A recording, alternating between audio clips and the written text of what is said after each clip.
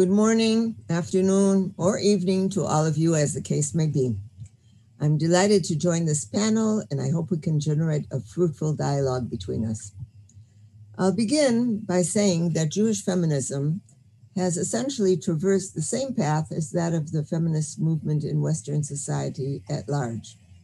It begins with the distressing discovery of the profound normative character of maleness in the Torah and in Jewish tradition at large. The Torah addresses the male as the representative Jew. In the oral law, halacha, the role and value of women is defined and limited even further by male interests and considerations. But the feminist critique doesn't stop here. After noting that Jewish religious practice is based on exclusion of women from the public communal arena, and accords them subordinate legal status, some Jewish feminists strive to overcome the injustice they perceive in this discrimination by retrieving the lost history of women's spirituality alongside an effort to afford women in the present full equality in matters of ritual, communal authority, and opportunities for religious leadership. A third and more radical stage continues by realizing that if the Torah is a book that places men at the center, then the world that the Torah constructs in order to make sense of Jewish experience is also a world viewed from a male perspective and bears a far more implicit male bias, which is so subtle that the innocent reader usually remains unaware of its existence. At this stage, feminists urge us to consider, for example, to what extent God is portrayed in the image of a human male in the opening chapters of Genesis with its creation story.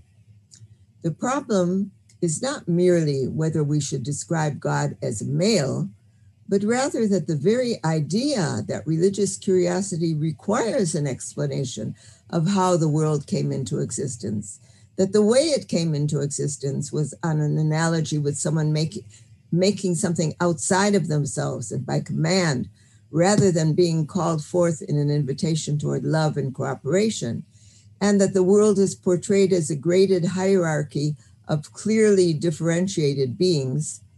All these are viewed as images that reflect a specifically male way of thinking. The importance of these observations is not academic. For each one of these problematic assumptions, women might imagine a retelling that would assume an alternative vision, not only of God, but also of ourselves, our relationship to God, our relationship to each other, and what it means to be close to God. In sum, the problem raised by the last stage of the feminist critique is that in creating one specific picture of reality, Jewish tradition has most likely suppressed alternative perspectives that existed alongside it and are worthy of preservation. Among non-Orthodox Jewish feminists, certain practical attempts are already being made to address this critique by incorporating alternative views of God and the world into tradition. By engaging in revisionist history and innovative biblical exegesis, such feminists attempt to locate and reclaim authoritative sources for augmenting the male imagery of monotheism. But as for Orthodox feminism, and it is on this variety of feminism that I want to focus, not only because it's the one I know best, but also because it is here that the tension with feminism is the greatest. So to the extent that Orthodox feminism allows itself to proceed at all beyond the first stage of acknowledging the predominantly male perspective of the Torah, it initially engaged only in gingerly attempts within the boundaries of halacha to mitigate the injustices or anachronisms that are seen in the system. In other words, it reached the second stage and no further. Orthodox Jewish feminists, as a rule, prefer not to deal with theological revisionism, and indeed they consciously avoid it out of faithfulness to the sanctified formulas of tradition. The Torah may indeed have been phrased in terms of a patriarchal or even pagan society, such feminists might say, but is not given to flesh and blood to change at will a tradition that is based upon a divinely authored document. The point I wish to make is that it is precisely here that the real problem of Jewish feminist theology lies. The real problem is not whether it would be better or even permissible to talk about God as a she rather than a he, or to depict the nature of God in more woman-friendly terms. The real problem, lurking in the background of even the first stage of the feminist critique, is a far more radical conclusion, which is that the blatantly patriarchal nature of this tradition, its hierarchical assumptions, and the male image of God which supports them, bear extremely upsetting implications for the prevailing Orthodox concepts of revelation and the divine nature of the Torah as well. The reasoning runs as follows. If the Torah is from God, it should be above any human conditionality. But if the Torah's understandings of self, world, and God so clearly reflect a patriarchal social order, how are we to view the sources of such a Torah? What sort of a God is it that ignores women's voices and experiences? Since the perspective of the Torah is so limited, can we really credit it with being divine? Is it really describing God in words that God has revealed to us? Perhaps these words are merely the projection of our own wishes or social systems onto the cosmos in a religious language that is so socially shaped and culture-bound and therefore not binding. The problem intensifies when we realize that all rabbinic commentary and halachic legislation is based upon the legal and narrative sections of the Torah, which were always regarded by tradition as stemming directly from God and therefore immune to human conditioning. In dealing with this question, I must first point out that it's not really a problem unique to feminism. The question surely applies to countless other areas where Jews nowadays feel the time and culture-bound nature of the Torah and subsequent traditional texts. Another issue, for example, could be the pagan language of the Torah or its acceptance of slavery, revenge killings, genocide, and other social institutions which today we regard as morally inferior. But while these other instances of culture-bound ritual are often ignored because they no longer touch upon live issues, for an increasing number of Jewish women and men, perceiving the immorality and spiritual degradation involved in the overwhelmingly patriarchal nature of the Torah and halacha hits especially hard. Perhaps our Torah is really only a male Torah parading under the cloak of universality? In revealing the extent to which not only the forms, but even the contents of revelation reflect a view of reality filtered by male spectacles, feminism is, in a sense, reviving with a vengeance the old threats of historicism raised by the Jewish Enlightenment movement that developed the scientific study of Judaism in the 19th century. Orthodoxy somehow weathered that storm by modernist attempts to address the localized issues of science and religion on a factual plane, or via the well-known principle that the Torah speaks the everyday language of people, in other words, the principle of divine accommodation, without really addressing the heart of the problem. But now that the clash between orthodoxy and historicism is less over facts and more over the general biases and traces of cultural relativism that appear all over the place, these panaceas can't suffice. It's therefore obvious that if the feminist critique, in its Jewish mold, threatens to relativize and conditionalize the entire corpus of traditional halacha, Orthodox feminists stand in desperate need of a contemporary theology which will accommodate the following two requisites.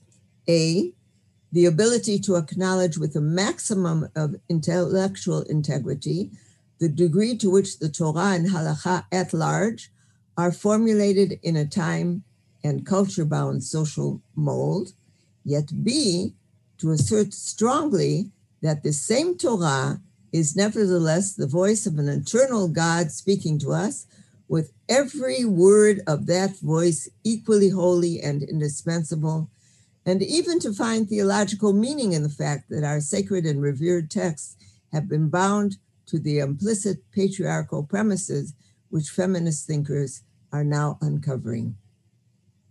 I believe this issue points to a new theological dimension that must eventually arrest the attention of every traditionalist who sees any measure of justice in the reluctance of women in our day to continue to maintain patriarchy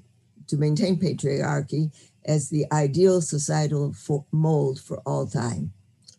Over the past few years, I've been developing a theological framework to address this need, which I call cumulativism. Although my solution is developed within a religious context, I believe that it provides a more general cultural statement that deserves the attention even of secularists who will choose to reject its metaphysical trappings.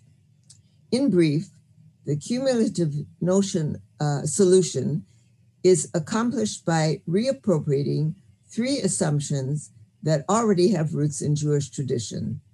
The first assumption is that revelation is a cumulative process, a dynamic unfolding of the original message transmitted at Sinai, which reveals its ultimate significance only in time through the ongoing interpretations of subsequent generations. The second assumption, implied in the first, is that God's voice doesn't necessarily express itself through the reverberation of vocal cords, but through the mouthpiece of history and the evolution of human understanding. History, and particularly what happens to the Jewish people, the ideas they accept as well as those they reject, isn't a matter of chance, but rather another form of ongoing revelation or surrogate prophecy. The third assumption is that although successful hearings of God's Torah sometimes appear to contradict his original message as understood by Moses, that message is never replaced, but always remains as the foundational cultural linguistic filter through which these new apparent deviations are heard and understood. Now, in viewing the history and even the interpretation of history as a medium of revelation, cumulativism appears on the one hand to be very liberating because it manages to turn the reductionist conclusions of historicism on their head, as if to say, of course revelation is influenced by history and the evolution of ideas, but history and the evolution of ideas themselves are also the providential tools of revelation. As a matter of fact, according to this view, revolutionary developments in the world of ideas are the most significant developments of all, because these are a clear sign that we have outgrown more primitive forms of spirituality and are now ready for a more sublime stage. Thus, feminism itself, to the extent that it is thrust upon us today by a compelling combination of external forces, can be understood as a gift from God, a gradual unfolding of the infinite divine will. Feminism is therefore not a problem. It's a holy agenda that needs to be addressed and incorporated positively into Jewish religious life. On the other hand, it's important to note that according to this more fluid understanding of revelation, even when we absorb new understandings, we never replace our original heritage. This leads to understanding the canonized text of tradition as immutable foundations that define the absolute rock-bottom perimeters of Jewish belief and practice. Subsequent revelations may transform a former hearing when building upon it, but they cannot leapfrog over it entirely. For this reason, the fact that Jewish tradition has preserved just those memories that express the history of men and their androcentric interests as the basic constitutive vocabulary of tradition from which all further interpretations necessarily evolve, must have some divine significance. A believing Jew who adopts this fluid understanding of revelation may speculate as to what's the value of being tied down to obsolete formulations of a patriarchal society in the present age of sensitivity to the injustice of it all. All sorts of anthropological, theological, and cultural factors could be brought to bear on this question. No doubt the answers will change with the times, but a cumulativist will generally strive to put a religious face on the fact that Israel reaches understanding of God and its own destiny at a time that patriarchy was being consolidated throughout the ancient Near East, and that this is the filter with which we must now struggle in order to overcome its evil effects. Dyed-in-the-wool feminists may look askance at the notion of patriarchy as a manifestation of divine providence. Indeed, this is exactly the type of bargaining with patriarchy that most feminists seek to avoid, contending along with Audre Lorde that using the master's tools may allow us to temporarily beat him at his own game, but it will never enable us to bring about genuine change. In response, I will be the first to admit that the incremental and restricted approach of cumulativism doesn't necessarily lead to the neatly consistent results called for by a rigorous feminist sensibility. But I also believe that purist standards of equality are misplaced because they involve a misconception of the nature of justice, which cannot be identified narrowly at all times with one clean-cut, pristine, and eternal ideal. Traditions don't develop in a void. They develop for a reason, helping the society that sustains them in a multitude of ways that we don't always fathom, so that accepted norms born of a monotheistic worldview can't always be judged one-sidedly in terms of the woman question. There are certain aspects of religiosity and the human condition that men and women share, and in which they have a common interest despite their dangers from a feminist point of view. Nor can the models and norms of tradition be evaluated merely in terms of their original significance.